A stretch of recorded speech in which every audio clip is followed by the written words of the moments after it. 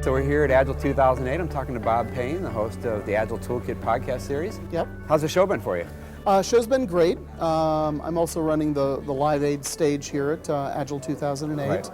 And we've gotten a lot of great progress for the not-for-profit that we're working for, Mano a Mano. And I haven't been able to make it to many sessions, unfortunately, but the show's been great. We've gotten a lot of good podcasts, talked to a lot of good people, and we're making good progress on the project. Been a lot of traffic over to the Live Aid stuff? It's actually increased. The first day was very slow. There were so many good sessions to go to that we were down on people's lists. Oh, really? Now that they're sort of tiring of walking from session to session, we're getting a bit more traffic. There's more chairs here. Yeah, there's more chairs here. Yeah. I think that there's been a lot of new attendees at this show versus last year, and I think it's kind of a different face to the crowd as well too. I think it's a different culture a little bit to the audience. Yeah. I think it might have a little bit to do with kind of the pace of Agile adoption. I think it's really picked up over the last couple of years. Have you kind of seen the same thing? Yeah, well, a few years ago we were talking about crossing the chasm. So when do we when does the adoption sort of really go asymptotic and skyrocket? We're absolutely over we're over that threshold now. I started out coming to the conference when there were, I'm forgetting how many there were in Chicago, but several hundred. Right. 400 or 500 maybe. And here we are at 1,500. And next year I expect to see growth. Last year we sold out at 1,100. Sure. So it's really been growing. Agile adoption has definitely been growing in organizations. With that comes the challenge that we're going to see many more organizations adopting Agile and maybe not having. There are lots of books out there, but unfortunately, I think it requires having people to come in and actually help you out with it. Yeah, definitely.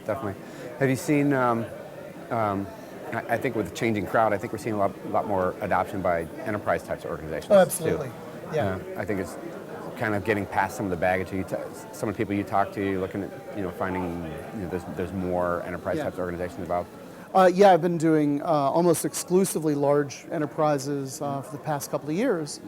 And when I started 10 years ago, it was a struggle to get one or two small projects in an organization. Now we're having organizations not only come and ask for some Agile software development help, but they're coming with sort of specific requests. We'd like Scrum layered with some of the XP engineering practices.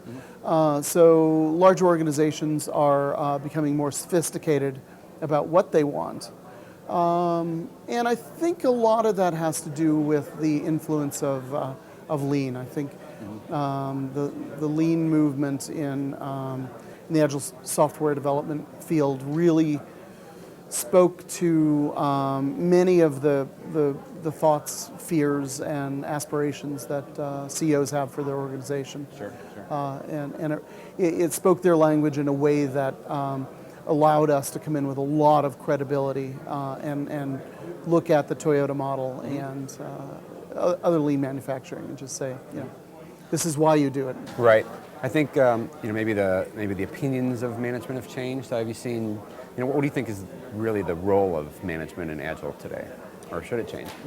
Well, it absolutely will change, and has been changing.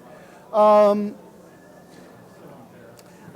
believe that it's incredibly important for the management of an organization to understand that they need to manage value delivery. That the products coming out of Agile teams or the products that they're developing with Agile portfolio management, these products are fundamentally there to create value for their organization. So they need to start managing the product and the feature set and the impact, the context, rather than managing the people. Sure. I'm absolutely not saying that people management is not important, but because it is. A lot of things have changed, and it's no longer required that organizations micromanage their teams if they allow teams to truly benefit from Agile practices and put those controls in place of iterative, provable delivery. What about tools? How do you think the tool vendors could really change to help support or maybe foster the adoption of Agile a little bit better? I think they maybe haven't done such a good job in the past. Yeah, I oscillate between being tool agnostic to tool antagonistic. Yeah. So many organizations do need electronic tools to manage their backlogs because of their size or distributed teams. And in that sort of situation, an electronic version is absolutely appropriate. And in that case, I work with the organization to find out what the best tool fit for them is. So in that way, I'm tool agnostic. I still firmly believe that the best tools that we have for Agile planning are card walls, 3x5 walls, 3x5 cards on walls. And quite often I'll have both in an organization. So the real planning happens on a wall because you can literally see the entire project at a glance, which is you cannot do with electronic tools. But then they always have a backup and a lot of the details and aggregating information across projects is captured in the electronic tool. And I think that's a nice blend. I've also seen organizations use the electronic tools effectively and appropriately. We probably don't need many more features in the tools that are available. No, probably not. Probably scaled down features. Maybe give you a smaller, lightweight product that has a couple features. Well, lightweight, but improve the usability. Get some of the advanced features that many people don't use or may not need for their project. Get those out of the way of the features that you absolutely need. So, do you think there's an organization that might be the best target for Agile adoption, or do you think it should be anybody who's doing development? I wouldn't even necessarily limit it to development. Yeah, sure. A product. Right. Any organization that's finding that their delivery mechanism is the limiting factor, that their time to market, customer satisfaction, they would like to see improvements in those areas. I think Agile allows you to deliver to the marketplace, gather and incorporate feedback. So that being said, there are very few organizations that can afford 24-month product development cycles. Cars are less than that now. Or can be.